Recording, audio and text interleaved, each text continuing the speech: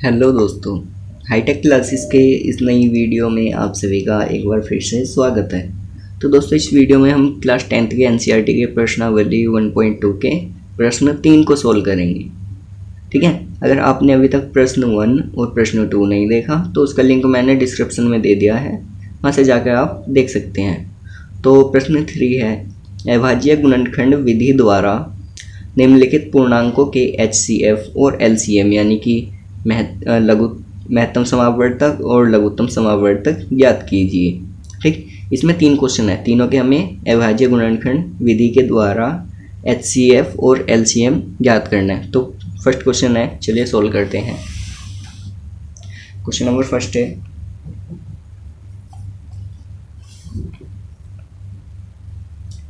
Twelve, 15 और 21।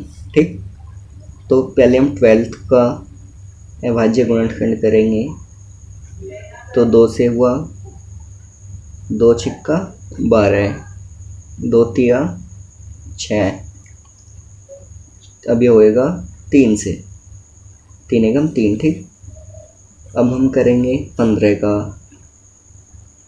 तो 15 का हो जाएगा डायरेक्ट 3 से, 3 पंजे 15।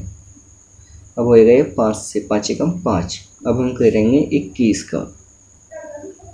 21 का होगा अभाज्य गुणनखंड 3 सत्ते 21, 7 एकम 7।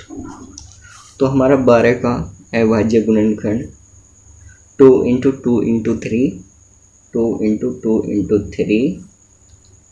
15 का अभाज्य गुणनखंड 3 × 5 और 21 का अभाज्य गुणनखंड 21 यानी कि 21 = 3 × 7।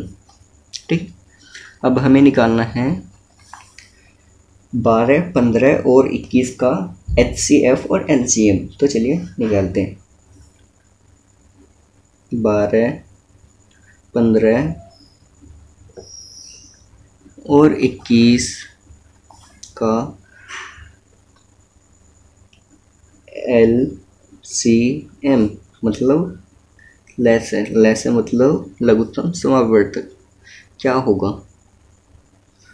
तो 12, 15, 21 का LCM, बच्चों याद रखने वाली बात यह है कि जो LCM यानी कि लघुत्तम समावर्तक होता है उसमें हमें सभी को लिखना होता है और किसी को छोड़ना नहीं होता, और साथ ही साथ किसी को रिपीट भी नहीं करना होता, यानी कि ना तो किसी को छोड़ना है और ना ही किसी को दोबारा लिखना है। ठीक है, ये जो हमारा 12 है इसको हम ये भी लिख सकते हैं 2 की पावर 2 × 3। ठीक, अब यहाँ से हम लिखते हैं, ये देखो 2 की पावर 2 उस्तम घात है, इसको लिख लेते हैं 2 की पावर 2। ठीक, इंटू, अब देखो 3 आ गया, 3 लिख लेते हैं, इंटू, अब यहाँ पे 3 है, 3 हमको नहीं लिखना क्योंकि हमने 3 लिख चुके। ठीक, हमें कोई भी रिपीट नहीं करना, 3 हमने लिख लिया, 5 नहीं लिखा तो 5 वो लिख लेंगे, इंटू 3 हम लिख चुके। ठीक, लेकिन 7 नहीं लिखा, अब 7 को लिखेंगे। तो यहाँ से इसका LCM आ जाएगा 2 दूनी 4 इंटू 5 तिया 15 इंटू 7। अब इसको सोल्व करते हैं, 15 चौका 60 × 7 = 700, 700, 7 × 42।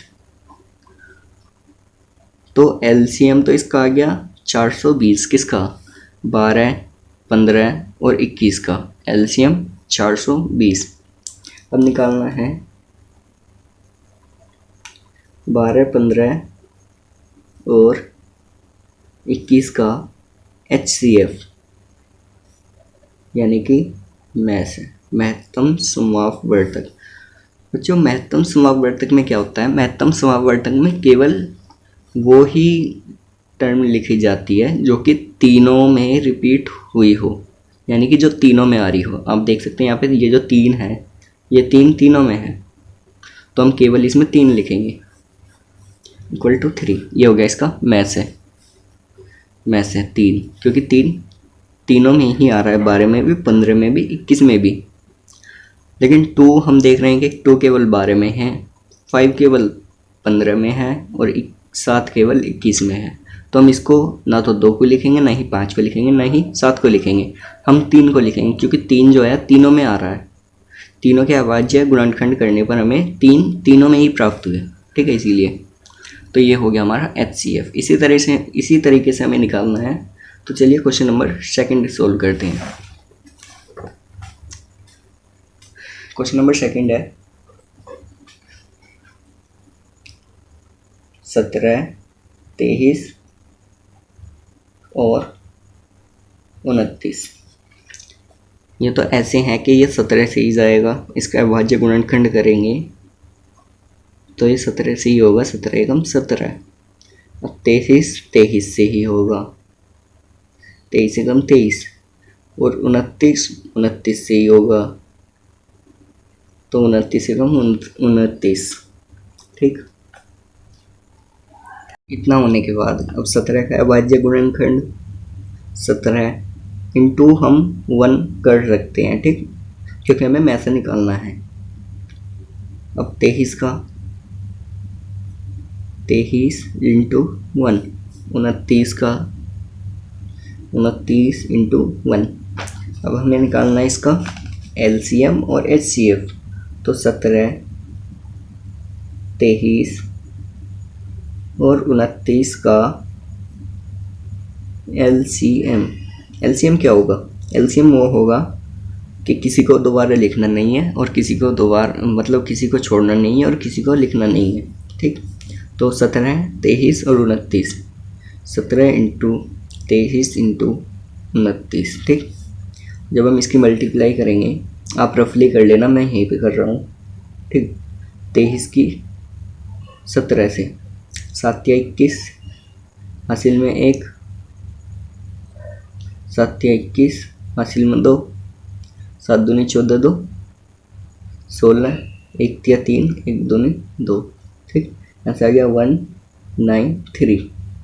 अब 391 में 29 की और कर देंगे, तो 9 एकम 9, 9 में 81 का 1, हासिल में 8, 9 दिन 18, 9 तिया 27, 27 और 8 35, हासिल में 3।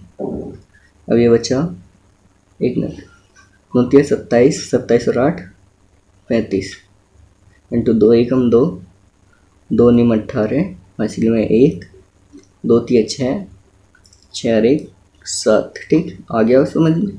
ऐसा है 9, ऐसा है 3, 8 5 13, 7 3 10, हासिल का 1 11। तो यह हो गया हमारा 17, 23 और 29 का LCM 11,339, ठीक। अब निकालना है हमको 17, 23 और 29 का HCF। 17, 23 और 29 का HCF वो होगा जो तीनों में कॉमन होगा, जो तीनों में ही आएगा।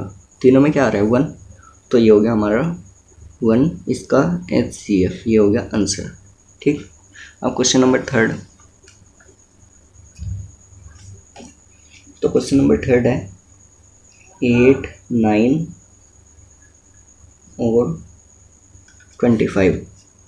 तो 8 का अभाज्य गुणनखंड करेंगे, 8 का करेंगे तो हो जाएगा 2 चौक 8, 2 दूनी 4, 2 एकम 2। अब करेंगे 9 का अभाज्य गुणनखंड, यह होगा 3 से, 3 तिया 9, 3 एकम 3। अब करेंगे 25 का, 25 का बच्चों ना तो 2 से होगा, ना ही 3 से, ना ही 4 से, ये होगा केवल 5 से। 5 पूरे 25, 5 एकम 5, ठीक। तो 8 का अभाज्य गुणनखंड हमारा क्या आया? 2 into 2 into 2, 2 into 2 into 2 equal to 2 की पावर 3 इंटू हम 1 कर देंगे तो कोई फ़र्क नहीं पड़ने का। इसी तरह 9 का 3 इंटू 3 इक्वल टू ये हो जाएगा 3 स्क्वायर इंटू 1। अब 25 का 5 गुणा 5 इक्वल टू 5 स्क्वायर इंटू 1, ठीक। इसके बाद हम 8, 9 और 25 का LCM निकालते हैं।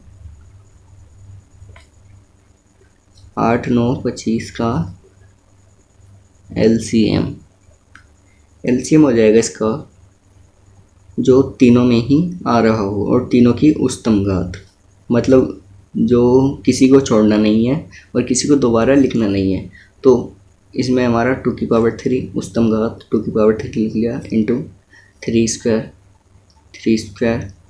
इंटू 5²। ठीक, इसको सोल्व करेंगे हम तो ये हो जाएगा 2⁻³ करेंगे तो ये हो जाएगा 8 इंटू 3 3 9 इंटू 5 पूरे 25।